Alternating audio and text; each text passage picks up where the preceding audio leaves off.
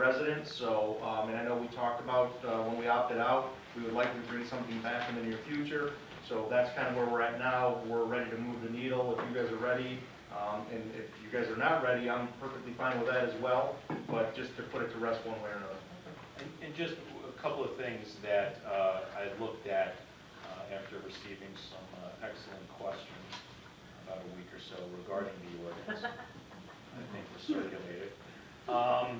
So on page 8 with the renewal, I mean, my envisioning of the renewal would be not exactly the same application, but an application for a renewal that would be administratively handled. Just let us know if there's any changes, and as long as we're not having any problems with the facility, it gets renewed, not going through the process, so we can clarify that.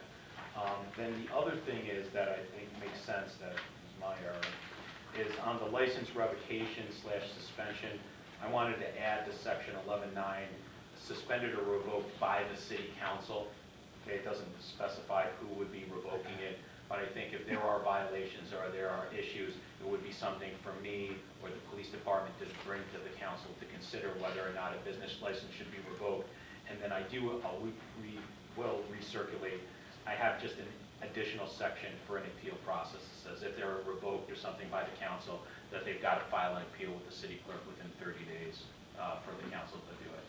That's just administrative stuff. It's something that should have been in the first one, but I think that's the easiest way to make sense and handle it. Let me see. On page 8 at the bottom of 11.7, I saw this in another one. It said all marijuana in any form on the premises of a marijuana facility shall be cultivated, manufactured, and packaged in the state of Michigan. I don't know if that's something we want in or not. You know, I don't know if there's going to be some imports coming from Colorado or something like that. It might be something we want. You know, if it's, you know, just to keep it in state and local. Dave, wouldn't you, I mean, as it currently stands right now, wouldn't you have to have that because it is illegal federally once it crosses state line? Oh, yeah. So it almost better insulates us to keep it in there. I think so. I think it's there. I mean, one of the issues right now that I've heard through the grapevine is that there is not enough marijuana for everybody that wants to buy it, apparently. So I see that's you guys why passing there's... those cookies around. I So have that- Cindy when you put it. So that's really it. I mean, I welcome any comments, suggestions, if anyone wants to email me or call me up. As you guys know, I'm always available if there's something to throw in. But what I'll do is I'll kind of, well, I will recirculate with the added language regarding the revocation by city council and that appeal process. And if there's any numbers that anyone wants to suggest or anything, you just let me know. We can just plug it in there, whatever makes sense. Some communities, I think Detroit's doing it right now relative to ownership of some of these businesses being tied to residents of that community. Are there smaller communities doing that? Are there lots of communities doing that? Should the city of Taylor look at, you know, awarding licenses to Taylor-based businesses or Taylor-based entrepreneurs? Sure. I think that's a reasonable thing for the city to consider. The proposal by the city of Detroit is probably going to come under some scrutiny of attack by the courts, but if we have a competitive process and we want to add something to the benefits to the community or where they're from, it's something for us to definitely look at. I mean, I'm not recommending it because I think it's a good idea, but as far as the specific question on whether it gets challenged or not, I'm sure it's likely going to get challenged. But it certainly can be something that they consider. It could be part of the scoring process or something that we, ties to the community that are here. So it doesn't even have to be a resident. It could be somebody who just had good ties to the community and good reputation. But I think that makes sense, and other communities are definitely doing it, whether or not it's overt or not, let's say. Tim, I know you guys visited some places, and I don't think I was on at that time. I went quite a while ago, but yeah, we went up Is to there some Ypsilanti. place, because Angie and I were kind of talking about, it would be good to kind of look at that before we vote on something too. I'd like to see what the buildings look like with their. Sure, there's maybe some Go closer ahead. places. I mean, Mary Sklodowski, we all went together, me, Mary, and Laura Fell.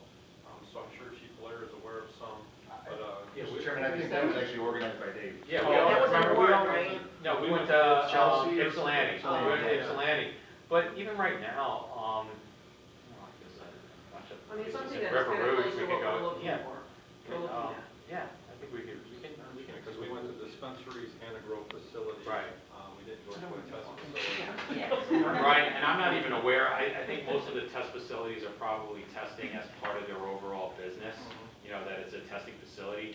But it might make sense, see, the grow facilities that we looked at in Ypsilanti when we were looking at it, this was even pre the Facilities Act and pre the Recreational Act. So they were still kind of complying with the Michigan Medical Marijuana Act of 72 plants, even though they were doing whatever they were doing, you know. But so you know what I could do is, I think I'm not aware of any close, but I think in Fowlerville or in Mount Clemens area, there might be a big grow facility there we can go look at, because that seems to be the, you know, a dispensary might be real easy. I think there's some either locally we could go check out. I'm sure I can make contact with somebody in River Rouge. If you set something up, I mean, I'm not speaking for you. Yeah, yeah. We kind of like talked about it. Absolutely. To see what it looks I mean, like. because I'm aware in River Rouge, I think they're the first ones, there's one or two of them that have both medical and recreational. Through the chair, I will say that when Mr. Greco took us on that, I was even surprised at how large of an establishment these are. And when they say that they grow 72 plants, this room might house 6 plants. So we're not talking about small Oh, they're operations. huge. It was actually very good to wrap your head around what you're actually bringing in Right. and seeing the magnitude of what it is. It's hard to scale it without seeing it. Right. It really is. Absolutely. Well, when you didn't even smell it, you know, surprisingly, the place we went to in Ypsilanti, it had a false sign on it, so you didn't even know it was a grow facility. I think it had like a security system sign on it. We pulled up, it was the chief of police for Ypsilanti. took us. Yep. And we walked in there, and I couldn't believe it, I did not even smell it walking into it. Now, when I walked in there, we all had headaches when we left, you know. But, you know, they have filter systems, because, you know, one of the reasons when this first started, I had a Right. friend that got into the growing. And I learned about the filters and all that other stuff, you know, and, yeah, so, I mean, they had the filter, you did not even smell it until you walked in that door. I And, can you know, smell it 2 houses yeah. down from my Oh, house. well, yeah, when people are not have all the ventilation. Right. That's right, if you're growing in the neighborhood, yeah. You know, you can smell it in the cars in front of you, you know, Yeah. so. In my understanding, I have never heard, just through talking with other lawyers and other law enforcement personnel, and I think Commander Hopper's heard the same thing, we have heard no complaints from the police regarding any of these facilities, like zero. They've been model citizen. Yeah, they. I mean, I can't vouch for who, you know, the future, but that's the experience of the communities. One facility, I think, because he didn't, you know, the police chief told us, he said, listen, I get along with all these guys, they all know my name, you know, I did him all the time. He did have to shut one of them down for 90 days, I believe, because they filed paperwork for him. Yeah. You know, so he's like, I gotta do my job, Yep. and they gotta do That's it. theirs, and, you know, but he liked all of them. He said, Yeah, I had no this is problem with true. what we're doing. This is true. Yeah, I'm gonna look into like a grow facility, because I'd like to, I personally haven't seen any of the large-scale grow ones, because the ones we saw a couple years ago were still before kind of all this, but I think that might make sense, and we should go visit locally one of the dispensaries or something. Okay? All right, thank you, All right, Mr. Greco. All right, thank you, everyone. All right. Mayor, do you have anything you'd like to discuss? No, Mr. Chairman, that's it, thank you. All right, we talked about item 6. Item 7 is a motion to approve the sale of 2009 Crown Victoria Police Cruiser. Chief Hopper? We're trying to clean up the parking lot. As we are very thankful that you authorized the purchase of some new vehicles. This is one of the vehicles that we would like to get out. It's in poor condition and dilapidated, and it's not on the list with the others, so we make a motion if you'd allow us to get rid of it. Anybody have any questions on that?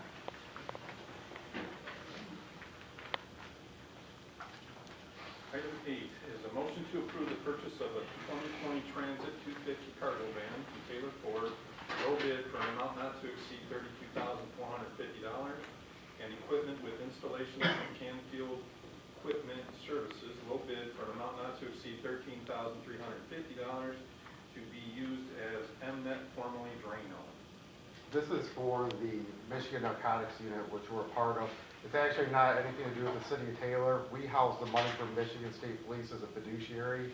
It's part of their bylaws that they can't do it themselves. So they separated from the downriver consortium and we became a fiduciary. So this actually has nothing to do with the city of Taylor besides it's in one of our accounts. Okay, so the money doesn't come